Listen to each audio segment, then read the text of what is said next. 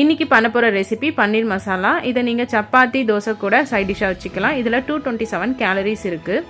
First ஆனியனை நீட்டாக cut பண்ணிவிட்டு நல்லா பொன்னிறமாக வறுத்து எடுத்துக்கோங்க.